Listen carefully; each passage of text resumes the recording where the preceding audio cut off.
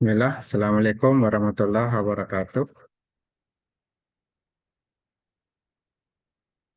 Alhamdulillah ya, kita Warahmatullahi wabarakatuh. kembali lagi kuliah di bulan penuh berkah, bulan Ramadan. Ya, mudah-mudahan kita juga dapatkan berkah, bertambah kebaikan. Di sini kita masuk ke perkuliahan kelima. Alhamdulillah, masalah salim wa beralih. Alhamdulillah, kita mulai kuliahnya. Nah, tentunya materi ini ada tugas di samping, yang bisa dilihat. Klik nanti muncul pertanyaannya, jawabannya kita bahas di materi perkuliahan. Nah, sekarang kita masuk perkuliahan ini, bahan perkerasan jalan, bahas tentang beton. Jadi, perkerasan yang bahan ikatnya dari semen. Perkerasan kaku, berbeda dengan geometrik jalan. Geometrik membahas tentang pembuatan jalannya, rasa jalannya, lebar jalannya, dan hanya vertikal, jalan cembung cekung, datar, hanya horizontal, tikungan, bagaimana jarak pandangnya, bagaimana jarak tikungannya, itu kan sampai galian dan timbunan, sampai sudah jadi jalan. Nah, setelah jadi jalan, nah kemudian perkerasan jalan. Dibuat perkerasan kaku atau lentur atau komposit. Nah, ini perkerasan jalan kaku, rigid pavement istilahnya dalam bahasa Inggris. Ini pengertian dari beton, ya, tentunya campuran. Ada pasir, ada kerikil, betul pecah, ada agregat halus, kasar, dan juga pasta ya. Pasta itu dari semen dan air. Dengan adanya pengikat semen, maka akan mengikat campuran tadi agregat halus dan agregat kasar. Nah, akan membentuk massa mirip seperti batu. Nah, kuat ya hasilnya. Campurannya kuat. Ini parameter yang mempengaruhi kekuatan beton. Ada 6, jadi tergantung semennya ada beberapa jenis menggunakan kualitas semen yang bagus, proporsi semennya, campurannya tentunya 1:5, satu semen 5 pasir dengan satu semen 3 pasir lebih kuat tentunya. 1:3. Jadi proporsi semen berpengaruh pada kekuatan beton. Itu juga kebersihan agregat. Ya. Agregat kotor dengan bersih berbeda. Ini mempengaruhi kekuatan beton. Itu juga ikatannya, ya, adhesi dari pasta itu, semennya, dan agregat. Kemudian pencampurannya cukup dari bahan pembentuk beton. Kalau pas, maka ini membuat beton. Campuran 1:2:3, 1 semen, 2 pasir, 3 kerikil misalnya. Nah, dilihat juga kondisinya. Kalau kerikilnya besar-besar, maka bisa dibalik 1:2:3 itu. 1 semen, 2 kerikil, 3 pasir. Supaya pasir bisa mengisi rongga-rongga di antara kerikil yang agak besar. Nah, ini harus cermat ya, harus melihat kondisi kerikilnya, pasirnya. Ya, bisa 1:2:3, semen, pasir, kerikil. Bisa juga 1:2:3, semen, kerikil, pasir.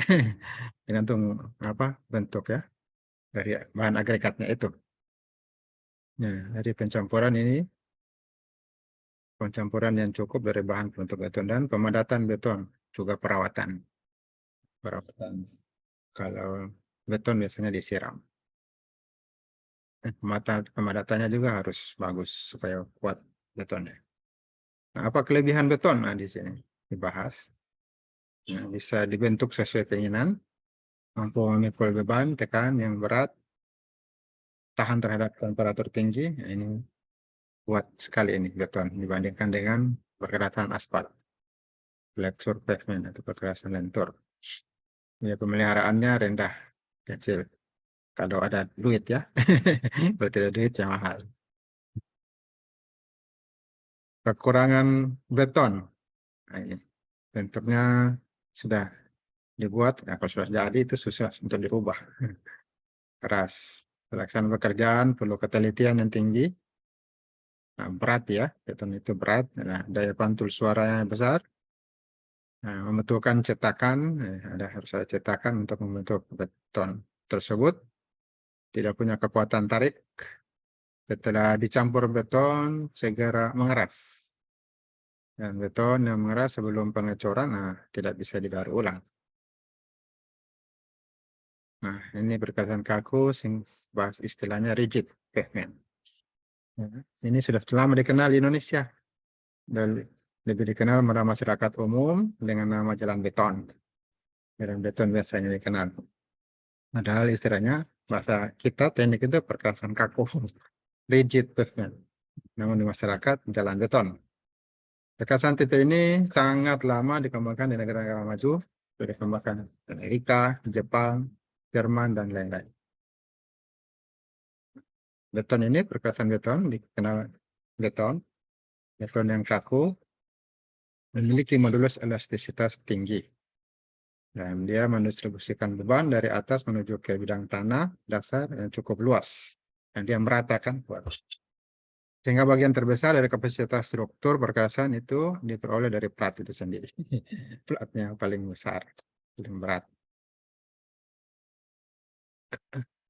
Nah, ini berbeda dengan perkerasan lentur. Di mana kekuatan perkerasan itu diperoleh dari tebal lapis pondasi bawah, dan lapis pondasi, dan lapis permukaan.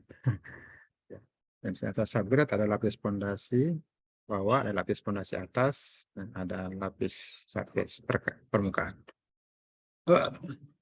Karena yang paling penting adalah mengetahui kapasitas struktur yang menanggung beban, maka faktor yang paling diperhatikan dalam perencanaan tebal perkerasan beton semen itu adalah kekuatan beton itu sendiri.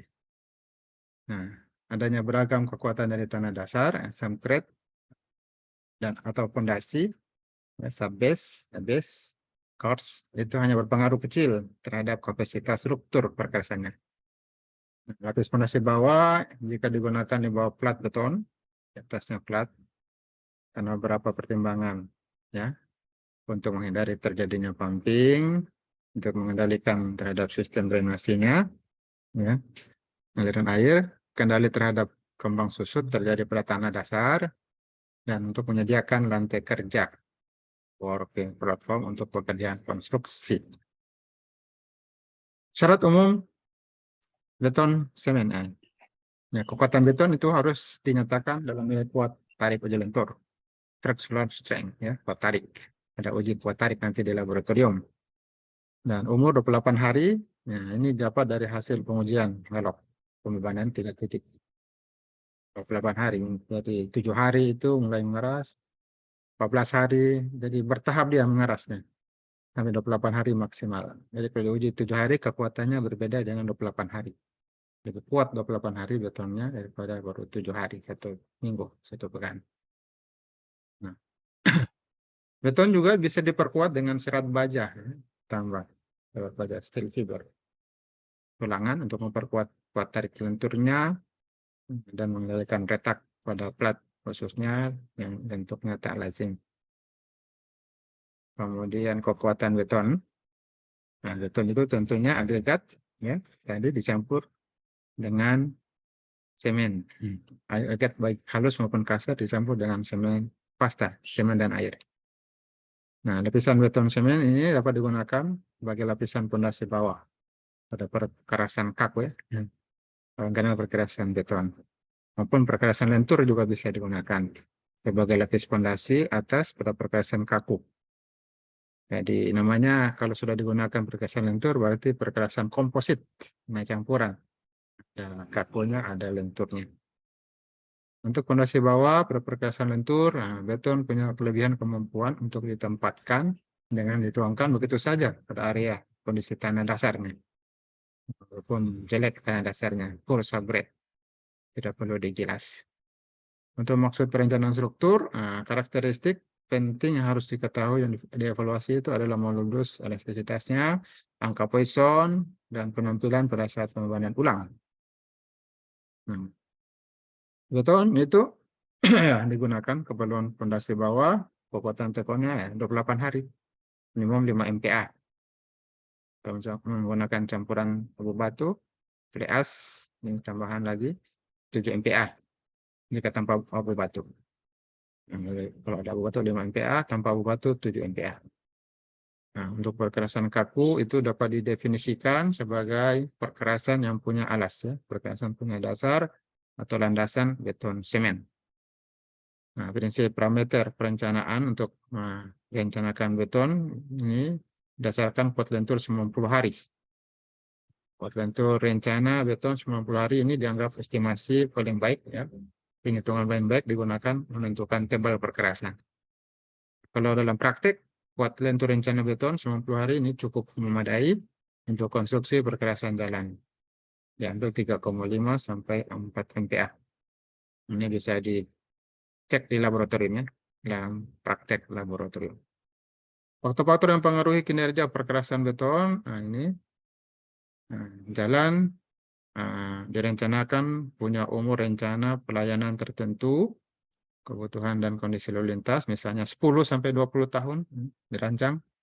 Harapannya dalam kurun waktu tersebut, jalan masih mampu melayani lalu lintas dengan tingkat pelayanan kondisi yang mantap, ya, tidak rusak. Nah, untuk itu, ya bagaimana? Diperlukan adanya upaya pemeliharaan, ada upaya peningkatan jalan selama umur rencana tersebut. Nah, dari segi fungsional maupun segi struktural. Nah, ada pedomannya itu Nasrah tahun 1987. Ada pedoman perhitungannya. Namun demikian, seiring berjalannya waktu, pertumbuhan suatu wilayah ini terus meningkat. Nah, sehingga beban lalu lintas yang diterima oleh perkerasan itu bertambah, bahkan lebih. Ya. Dan ini akan menyebabkan penurunan tingkat kemampuan pelayanan jalan itu. Akibat pengaruh beban lalu lintas dan lingkungan, seperti perkerasan lentur, pada perkerasan lentur, perkerasan beton, ya, juga akan mengalami penurunan kinerja. Akan terjadi kerusakan. Nah, kalau menurut Nasra tahun 87, faktor-faktor yang mempengaruhi kinerja perkerasan beton itu antara lain faktor beban dan lalu lintas, ada faktor tanah dasar, ada faktor kekuatan betonnya, ada faktor material, ada faktor lingkungan. Kalau Huang dari 2004 menyatakan faktor-faktor yang mempengaruhi kinerja perkerasan beton itu ada lalu lintas dan pembebanan, lingkungan, material, reliability, dan sistem manajemen perencanaan perkerasan. Hampir sama, Joder Wizek tahun 75 menyebutkan faktor yang mempengaruhi kinerja perkerasan beton antara lain beban lalu lintas, faktor tanah dasar, faktor lingkungan, drainase jalan, dan material. Nih. Kemudian pengujian yang dilakukan. Ini di laboratorium, untuk perkerasan beton, perkerasan kaku, ya, rigid pavement, akan mendistribusikan beban terhadap bidang area tanah yang cukup luas, sehingga bagian yang terbesar dari kapasitas struktur perkerasan itu diperoleh dari beton itu sendiri. Setelah beton itu sendiri.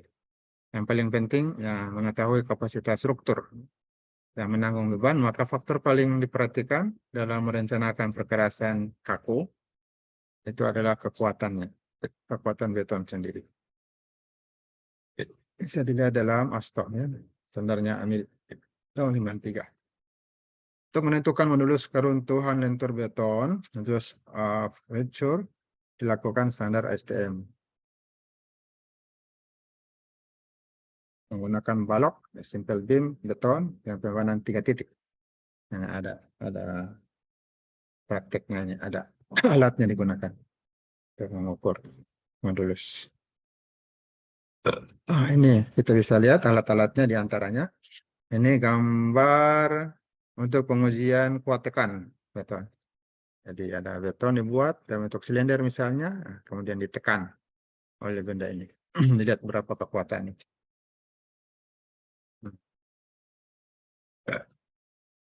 Ini lagi berikutnya gambar di samping pengujian kuat tarik beton. Ini pengujian di lapangan uji selam. Ini uji empirik, ya.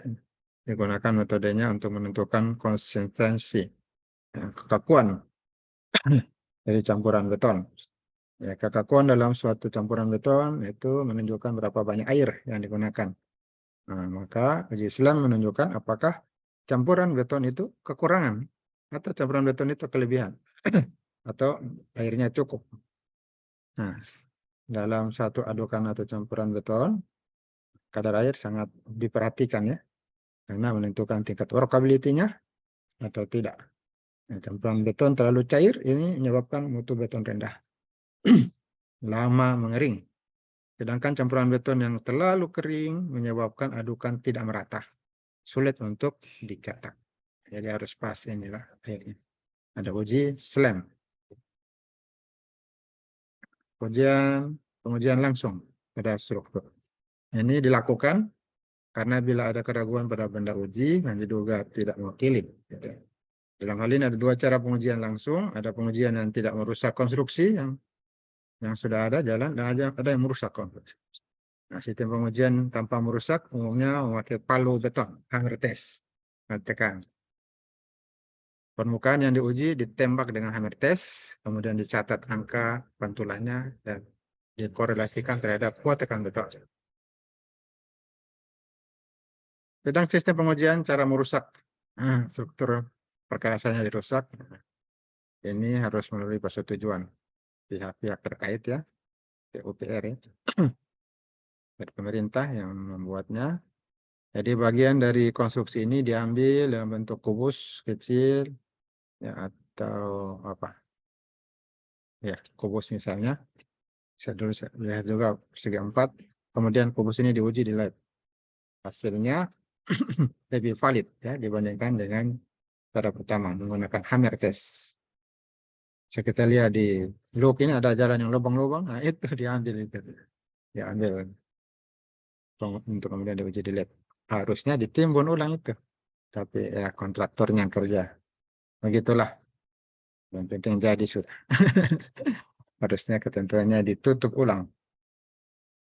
Tapi sekarang kita bisa lihat jalan tempat tertentu masih ada lubang-lubang. Diambil untuk pengujian. Ya, inilah materi kita pada kesempatan ini. Kasih semuanya. Nah, ada yang bertanya atau menambahkan? Absen, Pak. Oh, iya. Siapa nih? NPM 34, Pak. NPM 34, Pak. 34 Alfianto. Iya. Ya. Pak, NPM 63. 39, Pak. 63, Pak.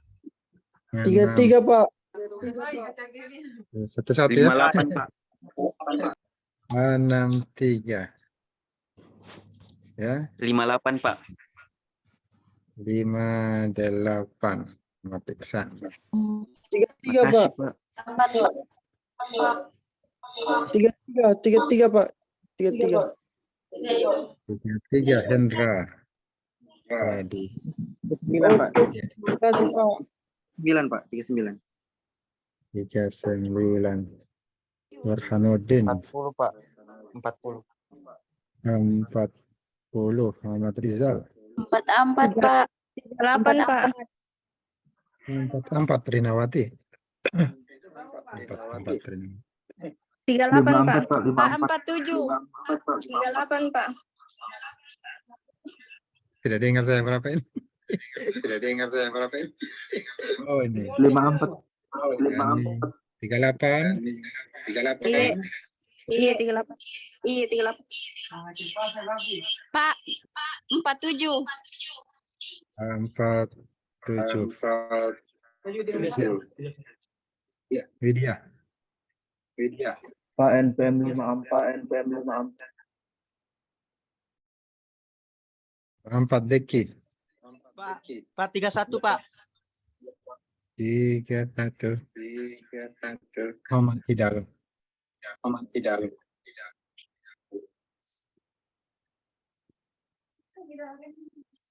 Sudah? Sudah, Ya. Pak. Sudah. Ya. Ada yang punya laptop ini? Nanti yang meminta bantuan. Yang punya laptop tapi. Saya ke kampus ya. Siap, Pak. Siap, Pak. Iya. Iya.